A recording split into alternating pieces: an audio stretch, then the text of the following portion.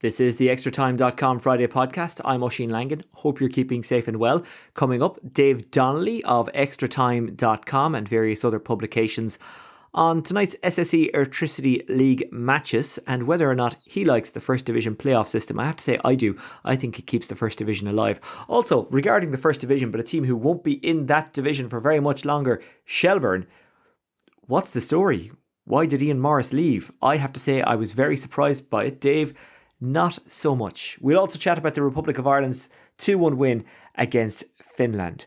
I guess you can't talk League of Ireland football at the moment without talking about Dundalk, and we'll hear from Vinny Perth. As well as all that, by the way, we've got Brendan Gallagher of Lucan Sarsfields. They're through to the Go Ahead Dublin Senior Football Championship semi-finals. He kicked them into those semi-finals against Ballymun Kickhams last weekend. A bit of a surprise win in the quarter-final against the champions, and we didn't have a podcast on Monday. I recorded the interview with Brendan, forgot that we didn't have a podcast, and said, well, you know what, there's too much joy in the interview for it not to be used. And it was one of those stories you may have missed over the bank holiday weekend. Now, as I was saying, back to Dundalk, it's just a very sad situation for them. They have a huge game against Waterford tonight. We'll preview that in a bit more depth with Dave a little bit later on. It's on an Oriel Park. Waterford in very good form, of course. On Monday night, they lost 1-0 to St Patrick's Athletic at Richmond Park. Their second loss of the weekend to St Pat's in Richmond Park. Of course, they lost the Cup semi-final on Friday night, which kind of killed off their season. So now they're fighting to survive, which is weird considering the talent that they have in their squad. Vinny Perth is up against a difficult situation. He's in a difficult situation. That's well reported at this stage. It's kind of a strange one. It's quite clear he loves the club. And the club is not Peak Six. The club is the fans. The club is the town. And those of you who listen to the podcast know I spend an awful lot of time in Dundalk. And it's only since I started spending time there, I actually get how important that club is to that town. And the fans are the club. The players who love the club are the club. The former players who still love the club are the club. You know, the people who are criticising what's going on at the moment, they love the club. And most of them, the criticism is coming from a place of love. So whoever takes over, I hope, understands all that and meets the fans. And obviously, whoever takes over may not start throwing money hand over fist around the place. But we saw at Peak Six that isn't always the answer. Of course, they didn't spend a lot of that money wisely, and I get that. But I just hope they run it well and have respect for the supporters, whoever they are. And podcasting being podcasting, I'm recording this very early in the morning, and new owners may well be announced by the time you're listening to this. I doubt it, because I don't know if it will move that quickly, but it might happen. One man who really impressed me on Monday night was Michael Duffy. Michael Duffy is out the gap regardless of what happens. He's going to Derry. And I thought to myself, will he really be that bothered in a game against St Pat's? I mean, the Cup semi-final, yeah, I can understand him going to effort there because there was still a trophy to add to his name and glory. But now he has to muck in a relegation fight. And he really did. He was absolutely outstanding. And my theory that he mightn't be that bothered was absolutely blown out of the water. That's something I put to Vinny Perth. It's something he addressed. But first, I spoke to him about the result on Monday night, the 1-0 defeat, because they did create chances in the first half. They had most of the possession in the second half, but Pats dropped deep and saw the game home, and it was a very professional display from them. They had 6 changes from the Friday night, so it was a much changed team. Anyway, Vinny on Michael Duffy and a few other things that are going on in a moment, but first on whether or not they actually deserve something from the match. I think we've done enough to win the game, and while that's what football is about, opinion, and I viewed respect for you as I think you know, but then you don't really know Michael Duffy if you question him for 1 second. He's just an amazing person, and Michael will die on the pitch for us. Wrong word, but you know what I mean. He will die trying on the pitch for us for that last moment. So he's a special person, and so I didn't doubt him. Look, we've created 7-8 really good chances. The keeper's made some good saves. Sam Staunton's chance from 1.5 yards from the corner, and it's an amazing save when you see it back. So full credit to Pat's goalkeeper. He got them the points tonight. But for us as a club, it's been a difficult night for us, difficult few days. It was really difficult to come here, but I can't question the players. I believe this is a potentially league winning squad or thereabouts with a couple of changes, but the environment's not right in the club to allow that happen. So that's just the way it is.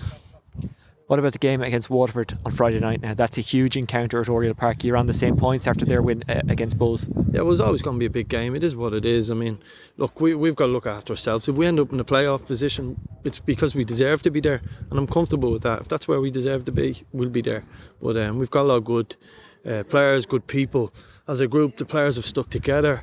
You've seen that tonight. It's not as if, all the old shouts of not playing for the manager, not playing for the club anymore. That's all nonsense. They've really tried over these last 2 days, and the results have gone against us. And to be fair to Pats, they've got the big moments went their way, and I think they'd won. And I think Peter Cherry had another save to make, if I'm not mistaken, and we've ultimately lost the game. Legacy is a big thing to footballers, and some of them mightn't be at Dundalk next season. Who knows what will happen next season? But they want to leave this as a Premier Division club. If they're all moving on, they want to leave it as a Premier Division club. I think I saw that tonight out there. And again, you're absolutely right. I was absolutely proven wrong with doubts I had about any players, or doubts that I might have had about players, if you know what I mean. Anyway, yeah, no, I get that. And yeah, listen, the legacy for the club is huge for me as well. It's why I'm still here fighting. I've lost a couple of members of staff over the weekend, and they made the right decision for them. I completely agree with the decision they made. I think it's the right one for them. But I have to fight for the players between now and the end of the season. We don't want this on our record, and even ending up in a playoff. It's not what we want, and I think we'll prove that over the next few weeks. Best of luck. Thank you. It's a tough time for Vinny Perth, and I have to say, although I don't know him outside of interviewing him after football matches, I do like him. I do feel an element of sympathy for him. He chose to go back into that role. He knew that there was madness around the club. I'm not sure he knew it was that mad, but you'd feel bad for him or any other manager. I'm not sure there's much that they can do with what's going on at the club. Anyway, St. Pat's are looking forward to a cup final. They will play Bohemians on November 28th. After the game on Monday night that they beat Dundalk in 1-0, thanks to that fantastic goal from Billy King, I spoke to Alan Mathews and I asked him how much difference does it make from now to the end of the season, the fact that they have a cup final to look forward to. I mean, they're having a great season anyway, regardless of the cup, because they look like they'll finish in second, they'll get European football, and that's a good result for a team who promised a bit last year, maybe didn't deliver, but this year they are. And that's not a criticism, it just takes a while to develop these things. But I put it to him that kind of lifts everyone and gives a real positive vibe around the club for the rest of the season, and that's a good thing. This is what Alan Mathews had to say.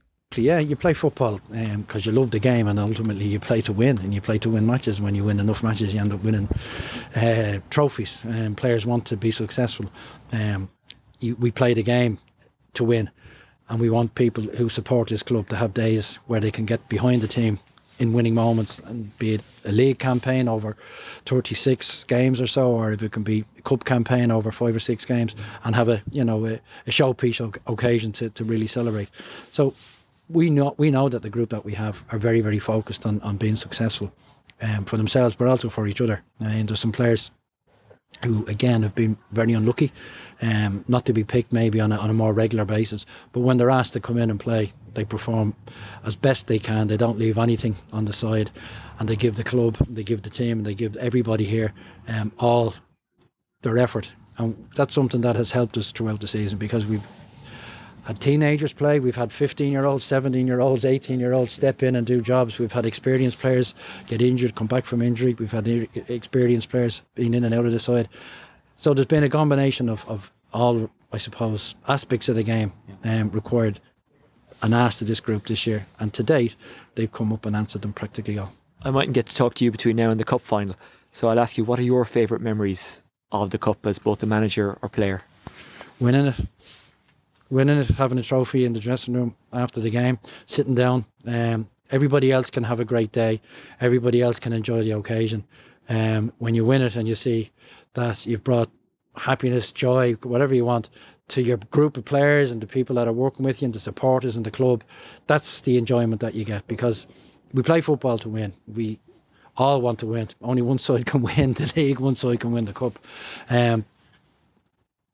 The occasion is for everybody else. The occasion is for your family and is for people associated with the club from all angles. But I think when the player wins it, it just gives him, or a coach wins, it just gives him, I wouldn't say validation or verification, but it just acknowledges that, well, look, there's something that I can look back on.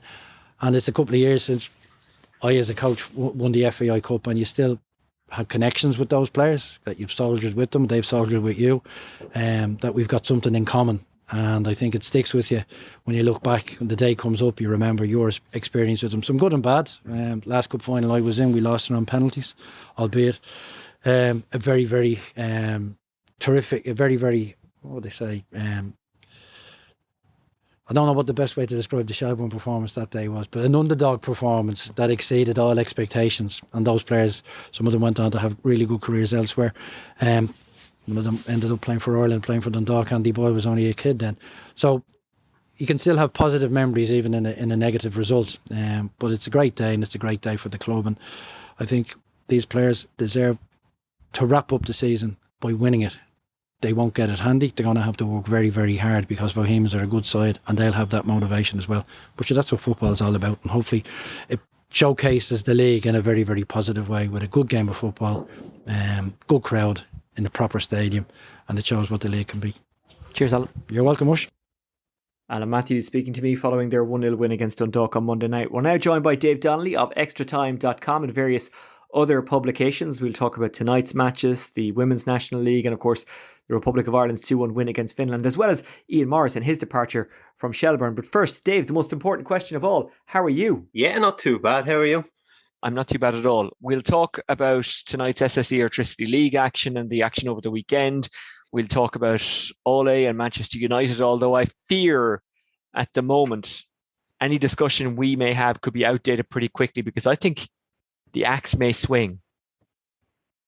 Remember, who knows what's going to happen. Well, this is like, even go back as far as when Ferguson left. That came out of nowhere, came as a bit of a surprise. And even when David Moyes left, even though he was having a very hard time and people thought this may not happen, it still kind of popped up out of nowhere. Now, Van Gaal and Jose, not so much, but United do have a history of surprise. And even though in any other club, him getting the sack would be no surprise, for Manchester United, I think it still would, which I kind of admire them for. Like, I admire that they're not rushing him out the door. Maybe that's because they don't have an option in place. Anyway, we'll come back to that in a second. Look, what a result for the Republic of Ireland in Finland on Tuesday night. 2-1 the final score. I think you predicted it. And I think as well, last week on this very podcast, you said 3 points would be a great return. And that's what we've got. Yeah, I was kind of half thinking, I kind of second guessed myself in the run up to the Sweden game. I thought maybe that would be, in the end, that might be a better chance of getting a point or two. But yeah, I think that the arc of the performances has just been getting better every game. Even if you look back across the friendlies over the last year, it seems to be getting better every game. And I think Finland, the performance out there was just outstanding. It put to an end a very long winning streak they're on. I think 13 games, something along the lines of that. They haven't lost a qualifier since something like the beginning of 2019. So I don't think we should underestimate what a big result this is. Not even just in the context of Irish football, but in terms of a team that is really not used to not winning, let alone losing a game on home turf. What was the difference between this performance and performances in the past whereby we might have done well but didn't get the result? I suppose if you look back to maybe the Colin Bell era, where it was very much, maybe the team was, the squad maybe wasn't quite as strong, and we'd go into a game like this and maybe try and defend our way to a draw and maybe nick something. That very much wasn't the approach this time. It was really go out there, attack, be very solid, know that we're not going to have the ball all the time, but really go and be aggressive when we need to, and take our chances when we get forward. And I think that really was the approach. It was aggressive. It was, it was very controlled. It was very brave in a lot of ways, and I think the approach really paid off. I think Vera Pauw's selections, her little tactical switches that she made between the two games really paid off. And yeah, it was just like, I mean, it wasn't a perfect performance by any means. I think sometimes we're still a little bit too too hurried in certain positions, maybe lack a little bit of composure sometimes. But I think it was a thoroughly deserved win, and that, as I said, a huge win, not just in our context, but in the context of the group and in the context of European football in general. Now, what about this team? They're getting the coverage that they deserve, but you threw a bit of nice shade, I would call it, out on Twitter during the week when you said something like, hat tip to the media outlets who will cover this team, but then will pretty much ignore women's football for the rest of the time. What would you like to see happen from here on in regards coverage of, and I'll use the term women's football. It's a term I don't like because I think football is football, but I'll use that term for this argument because we kind of need to differentiate it. What would you like to see happen? I suppose I'd just like to see it more consistent. One of the things I really liked seeing was I wasn't able to make it out to Finland myself for various reasons. But the fact that there were three journalists three national newspapers sent out journalists to the game, which is four did, which is more or less unheard of for any game for the national team. It's very common for the men's team, but not for the women's team at all. For a long time, it's mainly just been John Fallon who's been freelancing for everybody. But this time, he was over there and he was joined by people from the Irish Times and the Mail. So there was a few different people out there, and it was really good to see. And I hope we only see that growing in the near future, because I think anybody can see with the broadcast figures even coming out. Almost 200,000 was the peak figure in RTE. And that's 200,000 for a game that started at 4:15 in the afternoon. That's a big figure for that time of day, regardless of what event it is. Exactly, and it just shows that the even when it's awkwardly scheduled, not due to any fault of our own. Obviously, it's Finland are in a different time zone, but even when it's not a great schedule for TV, the interest is really there, and I think that's really positive to see. And I think more and more outlets, both I think online we're always a little bit ahead of print media, but I think both are now really seeing that the interest is there, and if you invest in your coverage of what is 50% of our game, 50% of our people, you can really it really works out. People are interested, and it's really given a new life to the game.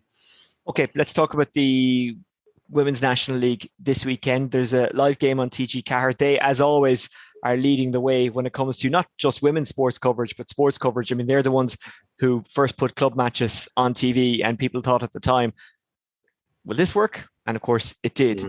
Look what they did for ladies football. Look what they did for anything that they cover. This weekend, they've got Shells on, and there'll be some players who were involved for Ireland who will be involved in this game. They're up against Galway. And for Shells, it's a must-win game if they're to have any chance whatsoever of clinging on in there in the league title race. My own personal view is that the title race is over. But it's trying to build it up here, Dave. Trying to build up an event here, Dave. As you're aware, Irish people are not sports fans; we're event fans. Yeah, I think it's last chance to do, as you say. It's a big game. It's a replay of actually what Galway's last game was, the FAI Cup semi-final, which was a huge hugely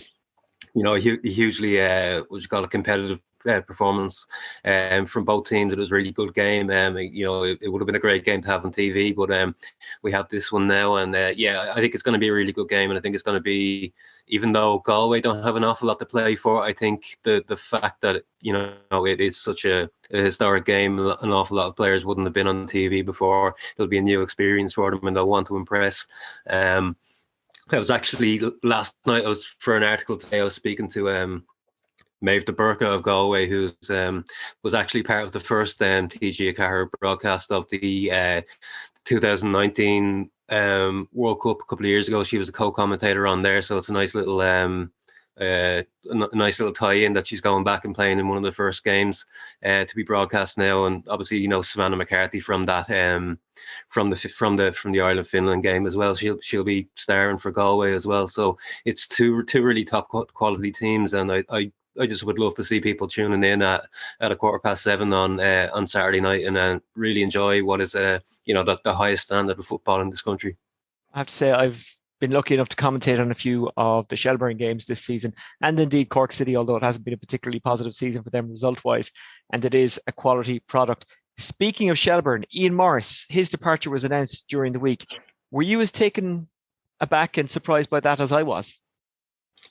I suppose it's going back to the Ole thing. Obviously, we're speculating a little bit, but like it's something that I expected, but I also didn't expect the timing of it. I didn't expect it to. Yeah, I've got the impression from Shells the last couple of years that maybe they would like to maybe take a bit of a quicker route to the top. I think Ian over the last 3 years has done a very good job putting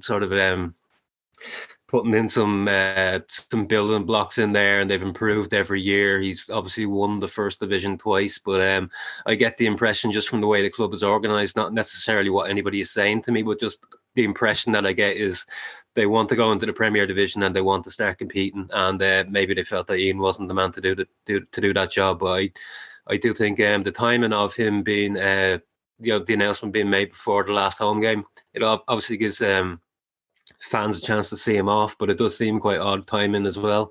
I do feel bad for him. I do think he's done a really good job there, and he was really passionate about what he was doing in the club. I just think I'm not too surprised, but that the change has been made. But I think that Ian will have no problem finding alternative employment because he's proven what a good job he can do.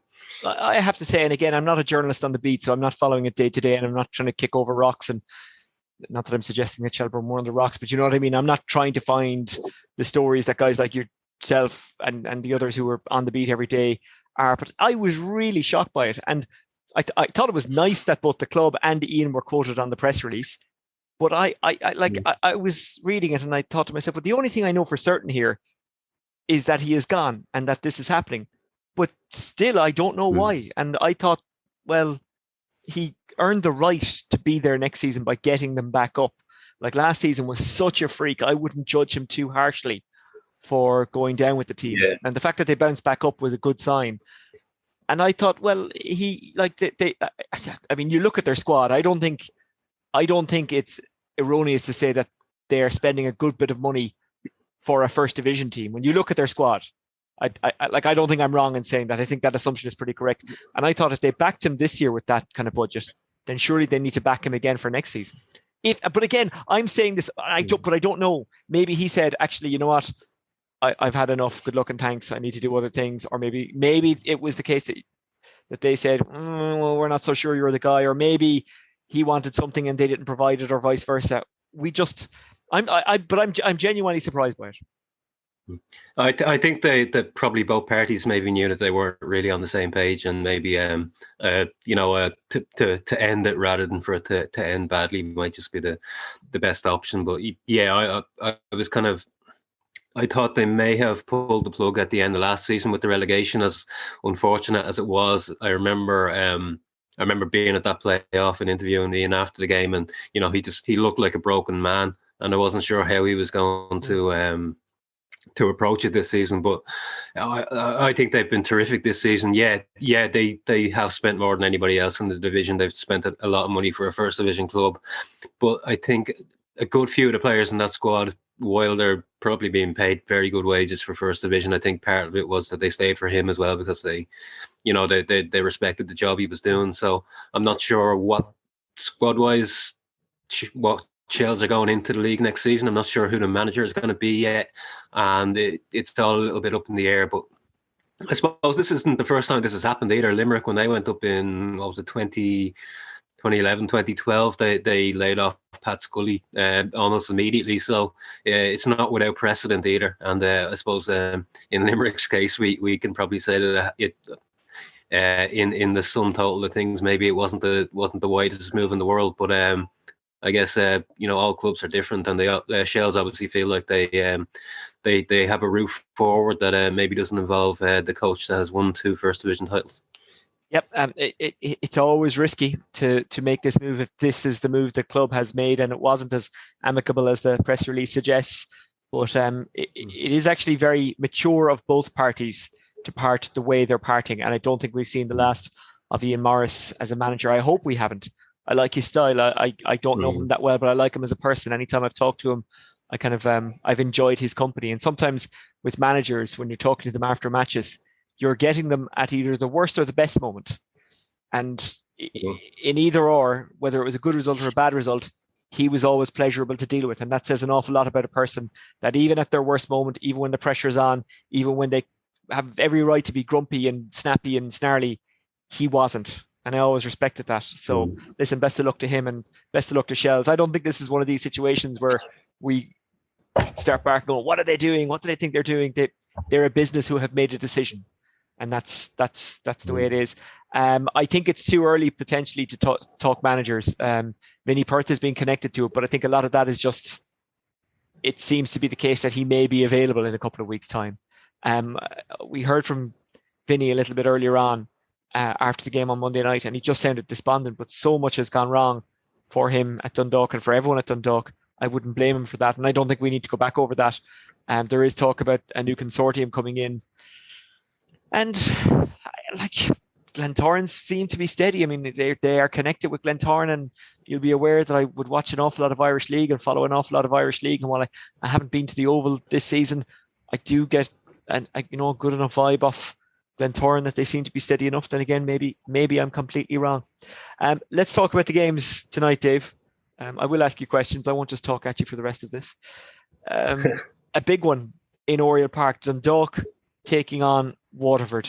A kickoff at 7:45. If people want to watch it, they can do so on LOI TV. If they want to listen to it, it will be broadcast on LMFM and WLR. Yeah, it's what you call a relegation 6-pointer. I know Longford are out of the equation already, but that playoff spot is really between 5 or 6 teams at the moment. It's that tight down there. I think Dundalk's defeat against St Patrick's Athletic on Monday night, I think that's ended their chances of even thinking about going for Europe. It's all about survival at the moment, and they're probably very unlucky that they couldn't really have a worse team coming to Oriel Park than Waterford at the moment, particularly after their success against Bowes with what was an understrength team in the first place, a team that's really on form and maybe feels a little bit hard done by the manner of their FAI Cup defeat. So all Waterford now have to play for is to stay out of that playoff, and I think that's a bit of a dangerous team to be coming to Dundalk, particularly one that's in such flying form at the moment under Mark Bertram, who's done an absolutely incredible job at that club.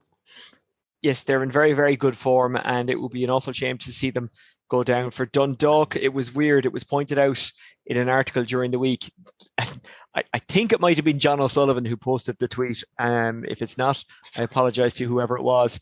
He took a line from a Dan McDonnell article and said, this is a funny line, which basically said something along the lines of, although they're the best paid squad in the league, avoiding the promotion relegation playoff is the aim for Dundalk now. And I thought, wow, things have gone bizarrely wrong there. Sligo Rovers against Drogheda United. Drogheda United have had a couple of good results recently. Sligo Rovers still trying to solidify that third spot and make it back to Europe. Yeah, a huge result last Saturday night was the Sligo in Finn Harps. They played against 10 men for 86 minutes. They were 2-0 up going into the last 5 minutes and somehow managed to come out with a draw. So just in the context of third position, because I think we've all seen the run that Sligo have been on. They've been in a poor enough run of form, and it looked as though third place was slipping away. If they'd managed to get those 3 points against Harps, it would have gone a huge way towards maybe guaranteeing them European football for next season. Now it's starting to look a little bit uncertain. I think I read earlier, going into the break in the summer, Sligo were 3 points clear at the top of the table. Now they're miles off, and they're even looking in danger of maybe missing out on Europe completely. So that's how dramatic their slide has been. Drogheda have just kept plugging in there. They're not clear of they're not clear of the relegation playoff by any means, but they're not out of contention for a top 4 finish either. Especially if they can put a couple of results together in the next few weeks, including at home to Dundalk in that Meath-Louth derby. So this is just all 5 games really this weekend. They're big games, maybe with the exception of Longford Town and St Patrick's Athletic, which ironically could be the one that decides the destination of the league title. But it's just so close at the moment that Drogheda could go up, they could go down. It's all over the place, and Sligo the same. a win would be a massive result for them, but the run they're on is just looking a little bit like the heads have dropped. Yeah, it really could be a roller coaster of a night. You mentioned Longford against St. Pat's there. That one kicks off at 7:30. I don't think we need to look too much into that. Plus, we've done an awful lot on St. Pat's recently, and we've already heard from the manager, Adam Mathews. But Derry City Bohemians, that is an absolutely huge game. Derry go into it 4th on 45 points. Bohemians 5th on 43. Yes, Bohs have the cup final, and again, you can clarify this. If St. Pat's win the cup and it's then Rovers, St. Pat's, Sligo and Derry, do Bohs get the European spot as 5th, or is it only 3 teams get European spots? It's top 3 in the league. If St. Pat's win the cup, then it goes to the 4th spot in the league. Okay, so that makes this game even bigger because it might only be 1 European spot. Yeah, essentially what the cup final lineup means that if both finish in the top 4, they are in Europe. So that's basically the equation for them. For Derry, it's very much try finish as high as we can, target 3rd, and hope that we can get that. But very much it's Bohs have a little bit of the upper hand in terms of the European chase, but Derry have the points on the board, and they have the home fixture, so that's why this is such a big game. Yeah, it's a huge game. What's your prediction for it, or is it an impossible one to predict? It's hard to know because I think both teams, maybe from the point of looking where they were in a really strong position, have had kind of a couple of wobbles recently, and it's a hard one to call. My gut instinct would probably be to say that Derry will do the job at home, but it's still too close to call, I think. Okay. Just before I let you go, the First Division playoffs begin next week. I have to say, it's a competition I love.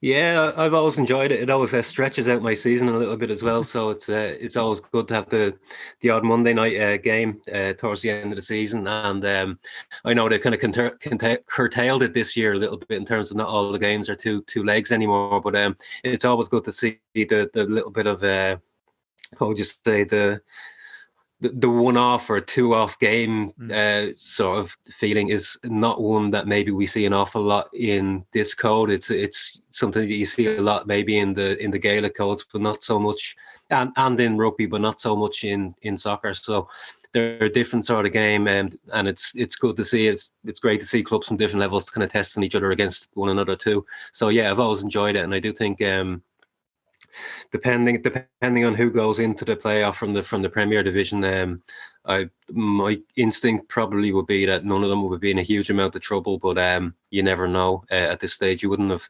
reckoned Longford would have come from 4th position to beat Shelbourne last year, so anything really can happen.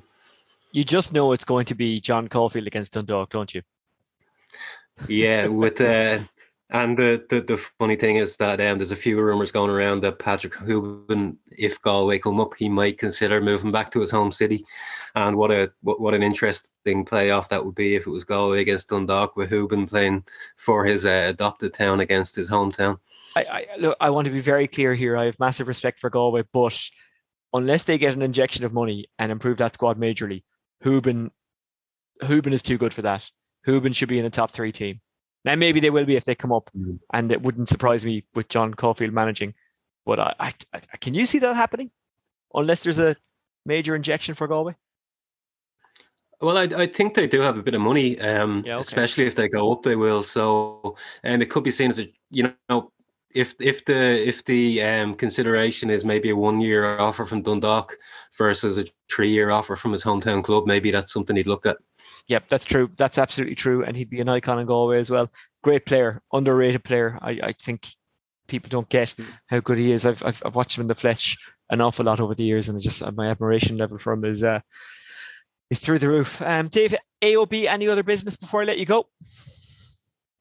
I think that's all. We covered it all. Yep, that's it. We've got our money's worth out of you, by which I mean you've done an awful lot for absolutely nothing. Dave Donnelly of extratime.com and many other publications. Thanks for joining us on the extratime.com Friday podcast. You're very welcome. Dave Donnelly of extratime.com. Always worth chatting to. Owen Heary, by the way, will be our guest on Monday regards matters football. And before we go, two things. One, congratulations to Niamh McCarthy, the Paralympian, on a fantastic career. She announced her retirement yesterday.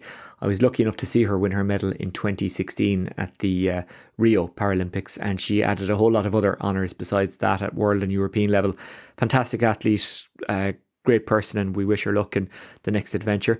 The second thing is Brendan Gallagher. We want to talk about him because he was immense for Lucan Sarsfields last week as they pulled off a big shock by beating Ballymun Kickhams in the Go Ahead Ireland Dublin Senior Football Championship quarter-final. They now face St Jude's in the semi-finals. After their dramatic win against Ballymun, I had a chat to him, or with him, I should say. Just really happy to get over the line, really. Just fantastic. I'm stuck for words, really. Such a game, such a night. Great to be back in Parnell Park, back in the semi-final now. I'm lost for words, really. It's fantastic. Anyone outside of Lucan mightn't have given you much of a chance in this game, but ye, obviously, judging by how you approached this game, did give yourselves a chance. Yeah, I was just saying to the lads there, we had a process, we had a game plan, we stuck to it.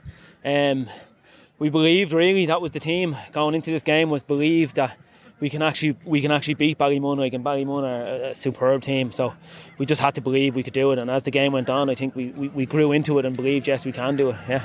You didn't have a great start. How did you manage to keep your composure? How did you manage to stay calm? Because a lot of teams would have wilted, especially against a side like Ballymun.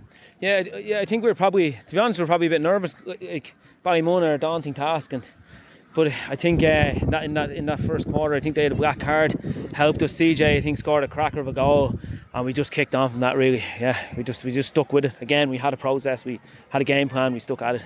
What about yourself? You kicked some worldies tonight, some beauties. Yeah, delighted, absolutely delighted. There's a bit of life left in the old dog, I suppose. But no, look, I'll just take it and keep going. I've always said when I'm not able to do it, I'll pack it in. But look, I'll keep going as long as I can. I'm enjoying it. I said in commentary that under normal circumstances, your free to win it at the end was a pretty simple effort because it was straight in front of goal in the central channel from a nice distance.